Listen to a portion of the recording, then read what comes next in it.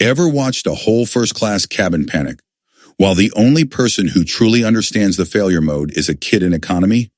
Buckle in, because this flight is about to prove that expertise doesn't always wear a white coat or a designer suit. Make it stop crying. The businessman in seat slammed his laptop shut like he was trying to shut the sound down with force, but Emma's piercing wails kept slicing through the first-class cabin, bouncing off the leather seats and polished wood trim like feedback in a bad PA system. Margaret and James Wellington venture capital royalty, the kind of couple who could buy their way out of most problems, gripped each other's hands so tightly their knuckles went white. Sweat beaded on Margaret's forehead despite the cabin's cool across the aisle. Mrs. Patterson, draped in Chanel and diamonds, twisted in her seat and shot the kind of lethal glare that normally makes rooms fall silent. Every billionaire on that side of the curtain was silently demanding the same thing. Fix this now.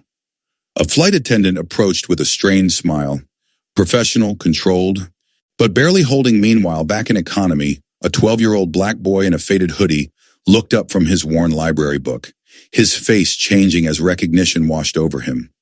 His name was Kevin Thompson, and he knew that cry, not baby fussing because takeoff is loud crying, not she wants a bottle crying. This was the cry that had once meant everything to him, the cry that had chased him through hospital hallways and midnight vigils, and a grief he was still carrying in his chest. And what nobody else on that plane understood was that something unthinkable was about to happen, because Kevin wasn't just hearing noise. He was hearing a system failing in a way he knew too well. 30 minutes earlier, the polished marble floors of JFK's first-class check-in area had gleamed under chandeliers like a high-end showroom. Margaret Wellington had rolled her designer carry-on and carried 8-month-old Emma toward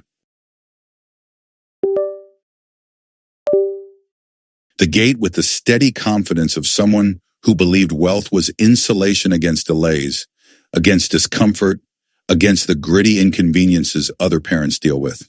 Emma had been a little restless that morning. Nothing unusual.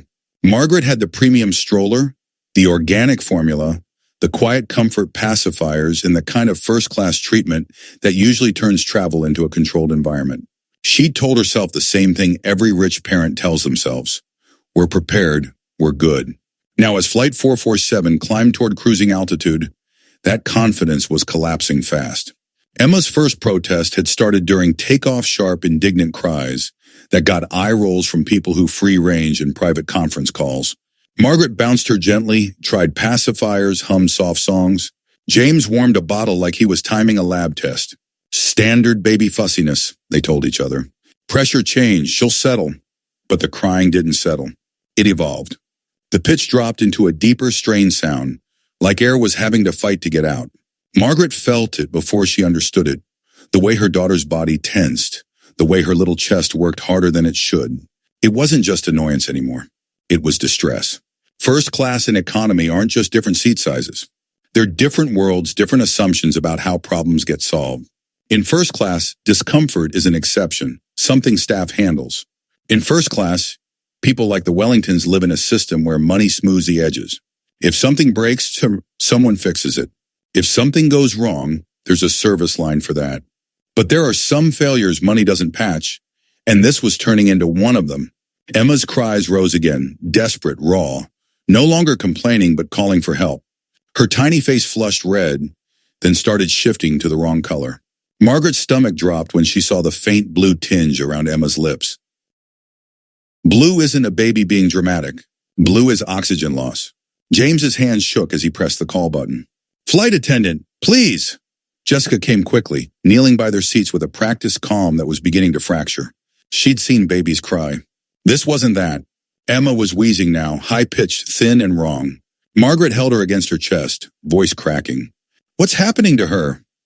James looked like a man who'd negotiated billion-dollar deals and suddenly didn't know how to move.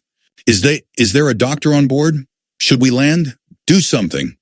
Jessica glanced at Emma's breathing, then up at Margaret with a careful mask. Let me contact the captain, and we'll ask for medical help. Around them, people who had been annoyed 2 minutes earlier were now leaning forward, alarm replacing arrogance. Mrs. Patterson's disgust drained from her face. Even the guy who'd snapped at the crying and industrial mogul whose time cost more per hour than Kevin's family earned in a week went silent.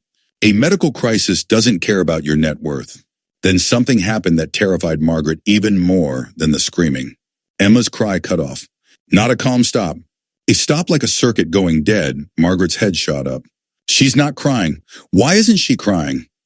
Silence isn't always good in engineering, and it isn't good in babies either.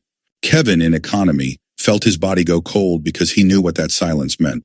When a baby who's been screaming suddenly can't scream, it's not peace. It's fatigue. It's airways closing. It's the exact moment the system crosses from recoverable to critical. He'd heard that transition once before. It was burned into him. The cabin held its breath as Emma's tiny chest pulled inward with each breath, shallow and rapid.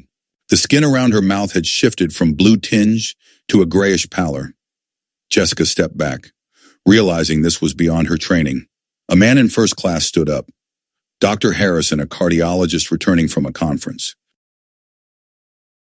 What do we do? Dr. Harrison tried repositioning Emma, holding her flatter than she should be, trying to calm her while searching his memory for pediatric protocols he didn't live in. He asked for oxygen. Jessica opened the medical kit. The captain's voice came over the intercom. Ladies and gentlemen, we have a medical situation on board.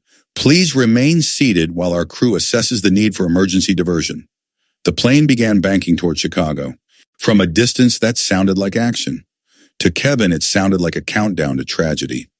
In seat 23B, Kevin's hands gripped his book so hard the spine bent. His mind wasn't on the flight anymore. It was on a Tuesday morning, 9 months earlier, in a pediatric ICU in Detroit.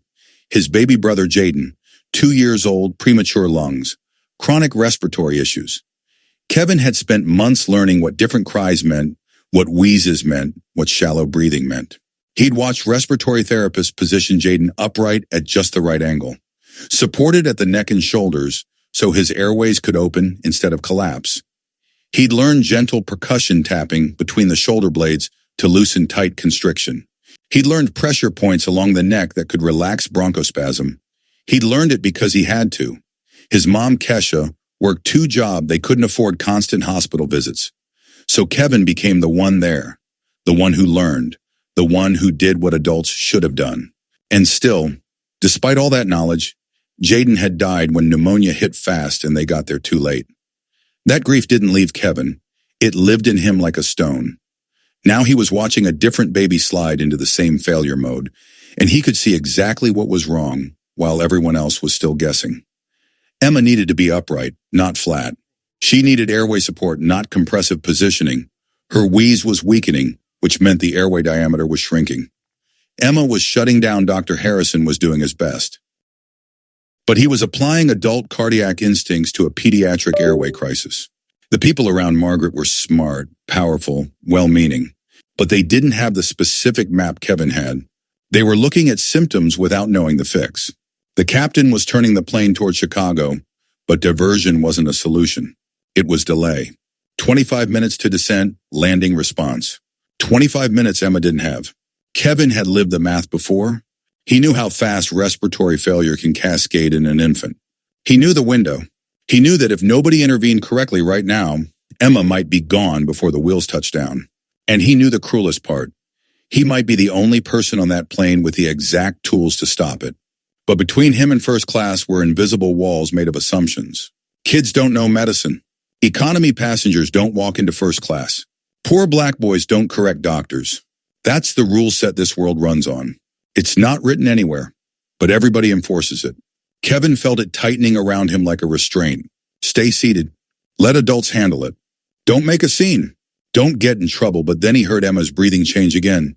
Weak whimpers, gasps, chest retracting harder. Silent chest was coming. The point where airflow is so low you don't even hear wheezing anymore.